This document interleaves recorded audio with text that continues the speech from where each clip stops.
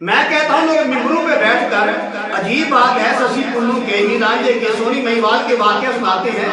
کیا قرآن مقدس چھوٹی کتاب ہے؟ کیا قرآن مقدس کے اندر کسی نبی کا ذکر نہیں ملتا؟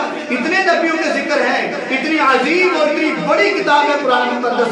قرآن کے سپارے 30 ہیں، قرآن کی سورتیں 114 ہیں، قرآن کے سندیں 14 ہیں، قرآن کے رکوع 540 ہیں، قرآن کی مکی صورتیں 86 ہیں، مدنی صورتیں 28 ہیں، قرآن کی زبریں 53,223 ہیں، قرآن کی زیریں 39,582 ہیں، قرآن کی پیش 8,804 ہیں، قرآن کی شد 1,274 ہیں، قرآن کی مد 1,771 ہیں، قرآن کے نقطے 1,05,684 ہیں، قرآن کی حروف 3,23,760 ہیں، قرآن کی کلمات 86,430 ہیں، قرآن کی آیات 6,666 ہیں، قرآن میں لفظ اللہ 2,697 مرتبہ آیا ہے اور قرآن میں لفظ محمد 4 مرتبہ آیا ہے. میرے کملی والے کا نام اسم گرامی محمد صلی اللہ علیہ وسلم قرآن میں 4 مرتبہ آیا ہے.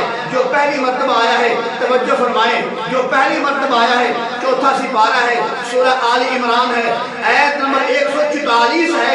جو دوسری مرتبہ میرے کملی والے کا نام اسم گرامی محمد صلی اللہ علیہ وسلم آیا ہے وہ 22واں سپارہ ہے، سورہ احزاب ہے، آیت نمبر 40 ہے. آپ قرآن پڑھ کے دیکھ لیجئے میرے عزیز بھائی. جو تیسری مرتبہ میرے کملی والے کا نام اسم گرامی محمد صلی اللہ علیہ وسلم آیا ہے یہ 26واں سپارہ ہے، سورہ محمد ہے، آیت نمبر 2 ہے. آپ قرآن پڑھ کے دیکھ لیجئے. جو چوتھی مرتبہ میرے کملی والے کا حسن کائنات کا مقصود کائنات کا میرے کملی والے کا نام اسم گرامی آیا ہے یہ 26واں سپارہ ہے، سورہ فتح ہے، آیت نمبر آخری ہے محمد رسول اللہ.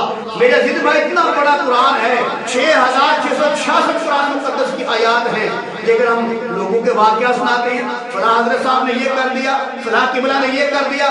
میرے عزیز بھائی اللہ قرآن کے اندر کہتا ہے کہ سارے سمندر سیاہیاں بن جائیں اور سارے درخت کلمے بن جائیں، میرے اللہ کی کبریائی لکھنا شروع کر دیں، میرے کملی والے کی شان لکھنا شروع کر دیں، یہ کلمے ٹوٹ جائیں گی اور سیاہیاں ختم ہو جائیں گی.